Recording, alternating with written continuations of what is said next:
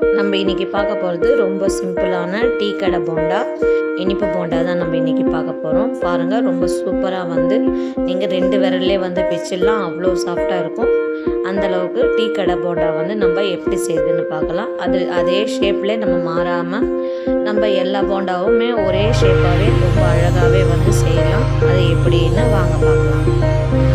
Hi friends, நான் தான் உங்கள் குக்கிங் வித் ஜோதி தமிழ் ஜோதி. இன்றைக்கி நம்ம பார்க்க போது ரொம்ப அருமையான சாஃப்டான டீ கடை போண்டா எப்படி செய்யணும்னு பார்க்க போகிறோம். அதுக்கு முன்னாடி நம்ம சேனலுக்கு நீங்கள் ஃபஸ்ட் டைம்னா சப்ஸ்கிரைப் பண்ணிக்கோங்க, பக்கத்தில் இருக்கிற பெல் பட்டனையும் கிளிக் பண்ணிக்கோங்க. அப்போ தான் நான் போடுற வீடியோஸ் உங்களுக்கு ஒரு மோட்டிவேஷன் தரும். இப்போ வாங்க வீடியோக்குள்ளே போகலாம். முதல்ல இந்த ரெசிபி செய்கிறதுக்கு நம்ம ஒரு பவுல் எடுத்து வச்சுக்கலாம். இப்போ நான் 1 கப் அளவுக்கு மைதா மாவை சேர்த்துக்கிறேன்.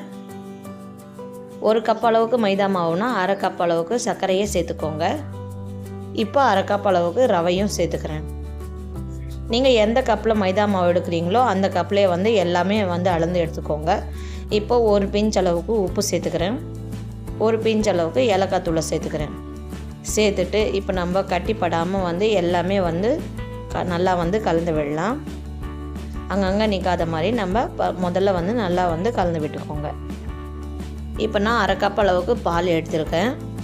இப்போ அதில் சேர்த்து நம்ம கலந்து விடலாம்.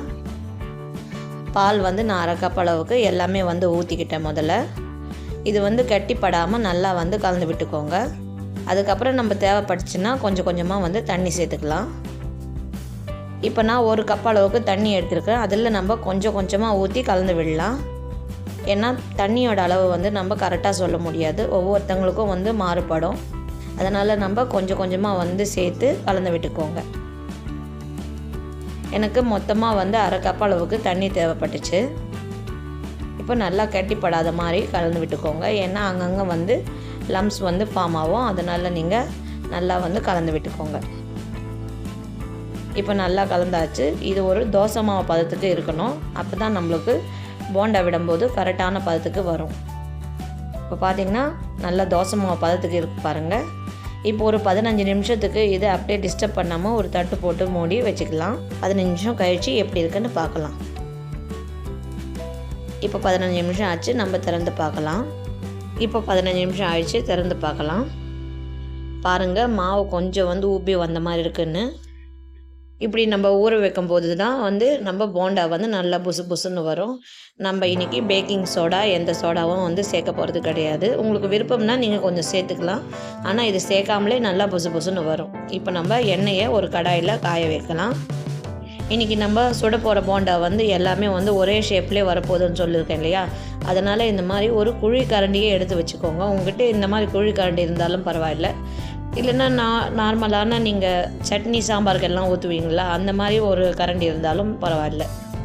என்கிட்ட இன்றைக்கி இந்த கரண்டி இருக்குது, அதனால் நான் இன்றைக்கி இந்த கரண்டியில் உங்களுக்கு செஞ்சு காட்டுறேன்.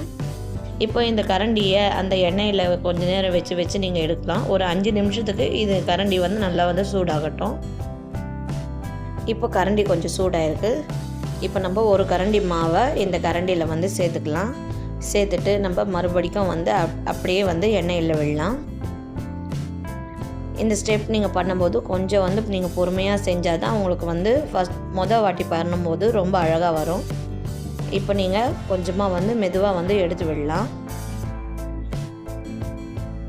பாருங்கள், கொஞ்சம் கூட ஒட்டாமல் வந்திருக்குன்னு. நீங்கள் மொதல் வாட்டி செய்யும்போது உங்களுக்கு கொஞ்சம் ஒட்டுற மாதிரி வந்து தெரியும்.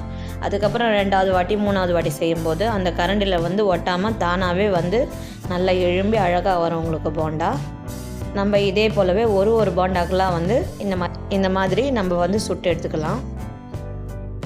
நீங்கள் அடுப்பை வந்து ஹை ஃப்ளேமில் வைக்க வேண்டாம், கொஞ்சம் வந்து லோ ஃப்ளேம்லேயே வச்சுக்கோங்க. அப்போ தான் வந்து அதில் வந்து தீயாமல் இருக்கும். இல்லைன்னா வந்து நீங்கள் ஒரு செகண்ட்லேயே வந்து போண்டா எல்லாம் வந்து மேலே தீஞ்சு போயிடும், உள்ளே வந்து வேகாமல் இருந்துவிடும். அதனால் நீங்கள் வந்து அதை பார்த்து பொறுமையாக செஞ்சுக்கோங்க.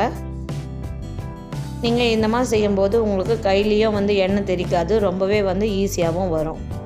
இப்போ பாருங்கள், ரொம்ப அழகாக வந்து ஒரே ஷேப்பாகவே வந்து நம்ம போண்டா வந்து வந்திருக்குன்னு. இதே போலவே நம்ம ஒரு போண்டாக்கெலாம் வந்து பொரித்து எடுத்துக்கலாம்.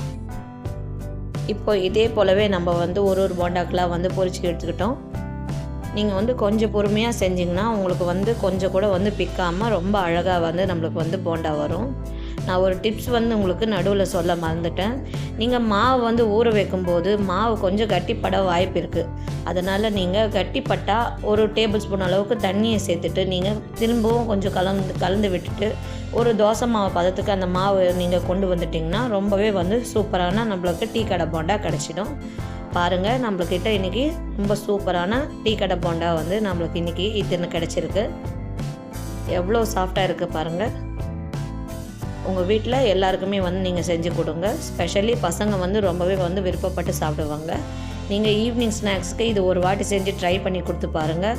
அவங்க எப்போவுமே வந்து இதே உங்களுக்கு செய்ய சொல்லி கேட்பாங்க. அவ்வளோ ரொம்பவே வந்து சூப்பராக இருக்கும் இந்த போண்டா. கண்டிப்பாக நீங்களும் இதை செஞ்சு பார்த்துட்டு எப்படி இருக்குன்னு கமெண்ட்ஸில் சொல்லுங்கள். இந்த வீடியோ பிடிச்சிருந்தா ஒரு லைக் கொடுங்க.